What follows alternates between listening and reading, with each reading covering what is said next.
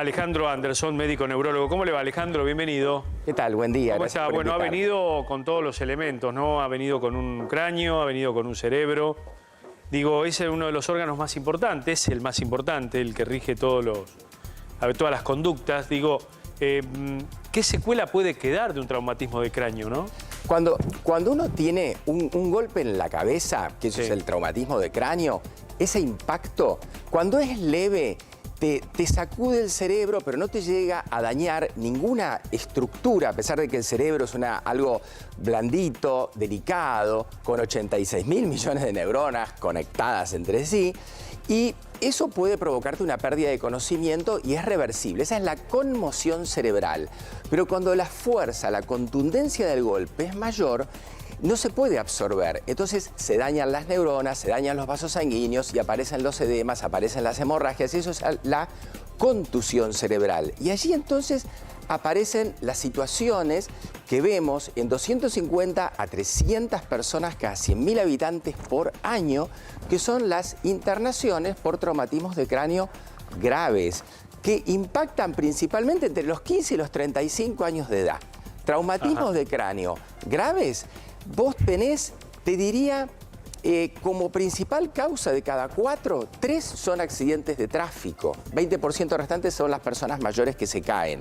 Y lo que yo quería mostrarles, y para lo que traje esto, es que cuando uno ve cómo es el cráneo adentro, que creo que lo alcanzan a ver acá. Sí, sí. Bueno, fíjense ustedes que llama la atención al que no lo vio alguna vez, todo lo rugoso que es. Entonces, cuando uno se golpea el cerebro, que es una estructura, como les decía hace un rato, con la consistencia de una gelatina, por la aceleración del golpe, se sacude para adelante y para atrás, o a veces rota, y se lastima contra estas rugosidades. Entonces, ¿qué ocurre? Al lastimarse, sangra, además de dañarse neuronas, esa sangre se acumula y se forman hematomas, que son acúmulos de sangre que pueden estar entre el cerebro, que ven todas las arterias que tiene el cerebro. Fíjense ustedes que el cerebro tiene un montón de arterias por fuera, un montón de arterias por dentro. Esas arterias sangran y pueden sangrar entre el cráneo y el cerebro, hematomas subdurales, extradurales, o dentro del cerebro, que son los que describían en el parte, los intraparenquimatosos, en la sustancia gris y blanca del cerebro, o adentro, por donde circula el líquido cefalorraquídeo, que son los intraventriculares. Cuando aparece esta estructura dentro del cráneo, que es duro, esta estructura que está acá abajo, que es el tronco cerebral, que es la estructura que, si bien es primitiva, permite que nos despertemos. En el tronco cerebral está el SARA, Sistema Activador Reticular Ascendente. Enciende la corteza cerebral, que es nuestro disco rígido, donde están todas nuestras vivencias, todo lo que estudiamos, todo lo que aprendimos, todas las experiencias. Pero eso no se enciende si no lo estimula el tronco cerebral. Ese tronco cerebral que va por este agujero, que está en la base del cerebro, se dañan estos cuadros y uno no se puede despertar y queda en coma. Esa es la razón de estar en coma. Y también la pérdida de memoria, ¿o no? Porque bueno, después te quedan las secuelas. Claro. Después te quedan las secuelas. Para que haya menos secuelas, a veces el coma también te lo hacen no solo por el accidente, sino que lo hacen de manera inducida con fármacos, que son los mismos que usás para las anestesias, para enfriarte el metabolismo cerebral y protegerte. ¿Cuánto te protege un casco en un accidente, teniendo en cuenta esto que usted dice, que a la menor inercia el cerebro se desplaza? Digo, ¿cuánto te puede proteger un casco o de qué? Muchísimo. Hace una diferencia enorme un casco. Así como en los vehículos, como los autos o camionetas, el cinturón evita que nos golpeemos y que salgamos por el parabrisas, ¿no es cierto?, y nos impactemos.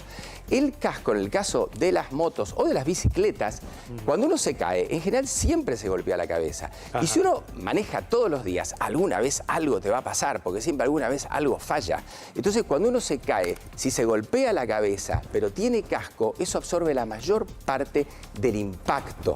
Y si cuando uno cae en una superficie contundente, como veíamos en la foto, que es el pavimento o el cordón de la vereda, eso no se puede absorber. Cuando yo he visto pacientes que se caen por una escalera de madera, a veces se dan unos golpes bárbaros y no tienen nada. Te caes en una escalera de material y te fracturaste el cráneo como mínimo. Doctor, le voy a dejar una pregunta, porque vamos a entrar en el tema Chano, ¿no? ¿Cuánto se daña el cerebro con los estupefacientes? Ahora me lo contesta en un ratitito, porque creo que los famosos Ceci están tuiteando, ¿no? En solidaridad con Chano. Uno en especial que es muy importante porque tiene que ver con la repercusión de estos casos en las redes sociales, en los cuales siempre se puede notar cierta crueldad, especialmente en las críticas en referencia al accidente de tránsito, digamos, o el incidente de tránsito en cuestión del Nova. Abel Pintos escribió: cuando a un músico le pasa algo, entramos en un compás de espera, doloroso, angustiante. Público, canciones y escenarios como suspendidos en el aire, esperando volver a pisar tierra, la que se comparte con el músico al que queremos. Mis oraciones con el Nova y con Chano. Ajá. Un tuit amoroso, de compañero, de músico a músico, pero por sobre todas las cosas, valorizando la calidez humana, la compasión, el entendimiento, por sobre la crueldad que hay en la red social Twitter. Especialmente la mamá de Chano le agradeció este tuit a Abel Pintos por dar este manto de cariño, de amor, en un momento tan duro que tienen que atravesar no solamente Chano y el Nova, sino también toda su familia y sus amigos, la gente que los quiere. Van a los consultorios neurológicos mamás preocupadísimas por sus hijos con el tema de la consecuencia que puede ocasionar una adicción. Sí, por supuesto. Yo te diría que básicamente el tratamiento que tiene que ver con las adicciones queda en manos de los psiquiatras que son especialistas en el tema. Pero es muy frecuente que nosotros los neurólogos nos encarguemos de evaluar el grado de daño. Entonces vienen los pacientes a ver qué consecuencia, incluso los que están recuperados, qué consecuencia han tenido. Que eso sirve a veces para tomar conciencia de lo que puede impactar en el cuerpo, en el cerebro, en el aparato cardiovascular y en el aparato respiratorio, los diferentes tipos de sustancias que se usan como estimulantes o con otro objetivo y que generan daños por adicción. A ver, Ceci, ¿también posteó Elegante? ¿Es así? Elegante, sí. En este caso posteó esta fotografía, bueno, una manera de apoyarse en el compañerismo, en la alegría, en los momentos felices para dar fuerzas a el Nova y a su familia, ¿no? Ahí se los ven sonrientes, bueno, una situación muy familiar, de amistad, con un gesto, ¿ves? Típico de Instagram, de fuerza y de amor para el Nova desde la cuenta oficial de Elegante-que. Ahí está, Elegante, que algunos lo critican por reivindicar el consumo, ¿no? Permanentemente, ¿no? El consumo fundamentalmente de marihuana.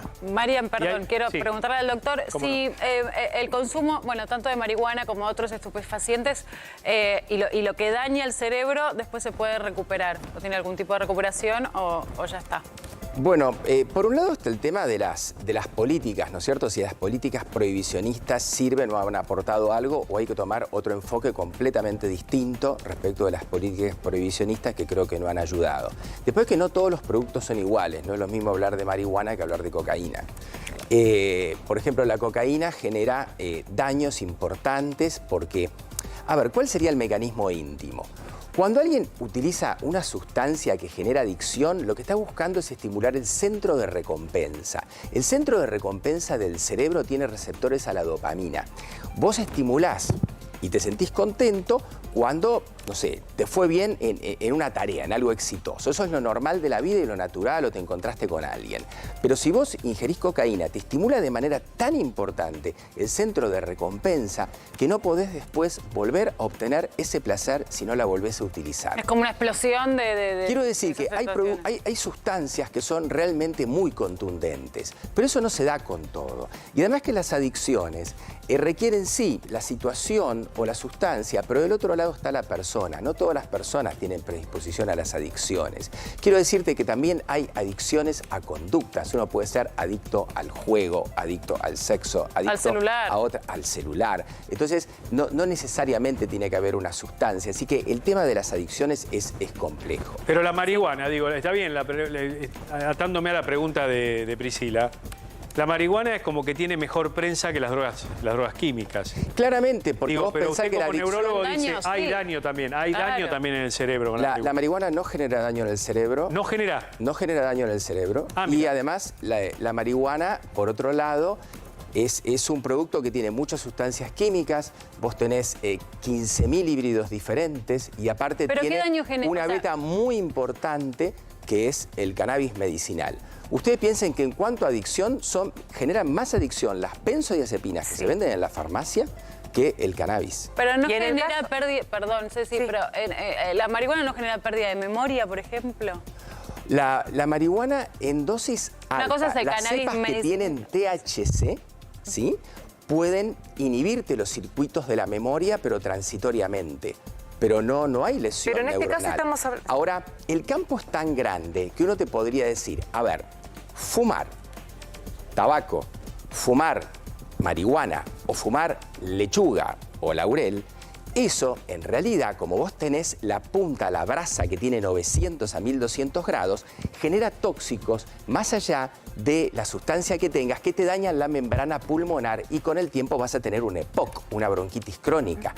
Pero, no, ¿entendés? No depende tanto de la sustancia, sino de la combustión. Por eso es que en los tratamientos médicos uno muchas veces puede usar determinadas cepas de cannabis que se ponen en un vaporizador, no vapeador, que es el cigarrillo electrónico, vaporizador, y eso hasta 260 grados no genera combustión y lo puedes usar para neuralgias del trigémino, con objetivo médico. Claro, estamos hablando de estupefacientes, pero en el caso de Chano hay otro factor también, que es el del brote psicótico, y por ahí no está totalmente relacionado, o sí es una consulta, o sí con el consumo de drogas, porque tal vez la problemática psiquiátrica va en paralelo con el otro tema, sí, con el tema de la adicción. La realidad es que hay un porcentaje de la población importante, cerca del 1%, por ejemplo, tiene esquizofrenia. Pero también es cierto, están estudiados determinadas constituciones genéticas, determinados genes que se pueden llegar a gatillar frente a determinadas sustancias. Ajá. Eso sí, está descrito. Ahora, yo lo veo a usted, doctor, discúlpeme, ¿no?, la impresión que tengo, muy defensor de la marihuana, ¿no? Y me parece que hay que ser claro en esto, porque a lo mejor hay muchísimas mamás que a lo mejor tienen el flagelo de la droga puertas para dentro de su casa, y más allá de el tema de que el cannabis está aceptado para uso medicinal, con el tema de los chiquitos que tienen algún tipo de epilepsia y demás, digo, históricamente se creyó que realmente el porro de marihuana te hace mal al cerebro, es decir, eso siempre se pensó. Usted ahora nos dice que no, para mí es una novedad. Bueno, hay trabajos publicados. Mira, la historia es, se publicó un trabajo hace muchos años entre Nueva Zelanda y Estados Unidos con una población de adolescentes. En esa población se encontró una diferencia de un coeficiente intelectual de 7 puntos entre los que consumían y los que no consumían.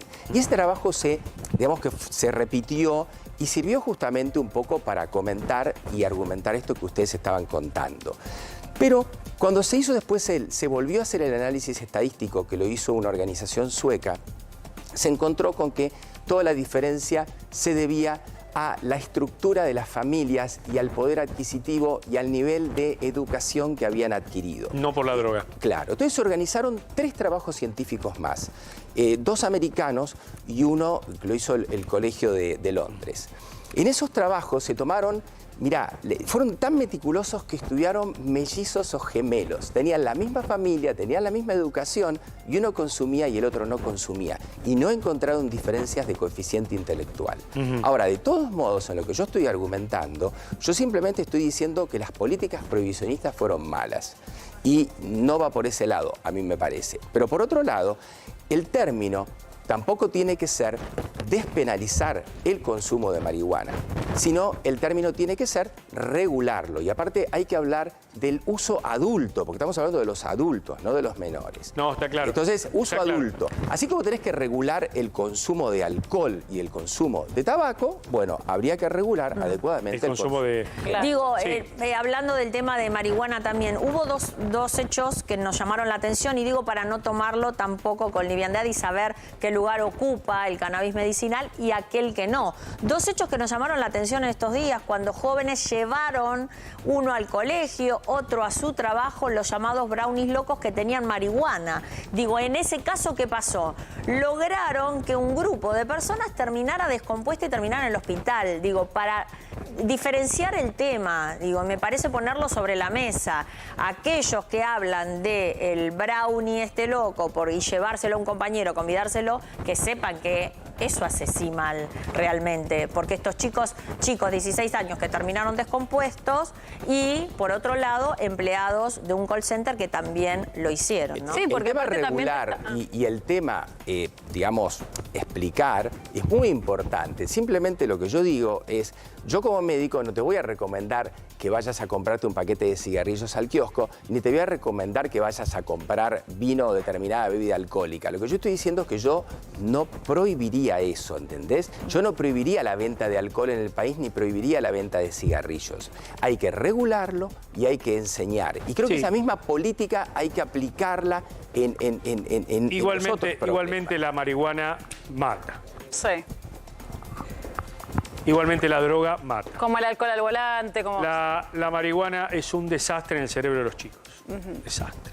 Pero no creo... está publicado eso. Pero está bien, pero basta con ver un adicto a marihuana y compararlo con alguien que es adicto para darte cuenta que... Marian, es alguien que no está en sus cabales. Y es la puerta, de entrada a otras drogas. Hay adictos sociales, las adicciones, Mariana, por supuesto que existen. A ver, el consumo problemático de marihuana obviamente que existe, así como existe el consumo problemático de otras sustancias y también de conductas. Y eso hay que tratarlo y de eso hay que cuidarse. Por supuesto, no es la situación que hay que elegir. Es jugar con fuego. Pero el tema puntual es que el camino de prohibir es complejo. Por ejemplo, como lo hicieron en Uruguay, Pepe Mujica lo que quería era que los chicos no recurrieran al prensado paraguayo. ¿Ustedes saben cómo hacen el prensado paraguayo? Eso tiene hasta petróleo, tiene hasta sustancias parecidas a los pegamentos tipo cementos de contacto. Cuando vos fumás eso, no solamente estás fumando algo que no cumple ningún requisito de salud ni de higiene, sino que además que tiene sustancias que son mucho peores. Entonces, él lo que trató es de evitar ese camino, o sea, las políticas del menor daño. También está ese camino. Nadie está hablando acá de hacer una campaña pro. Estamos hablando de justamente el camino es proteger. Y cuando yo digo proteger, me parece que el camino prohibicionista no sirvió. Bueno, muy bien, doctor Anderson, gracias.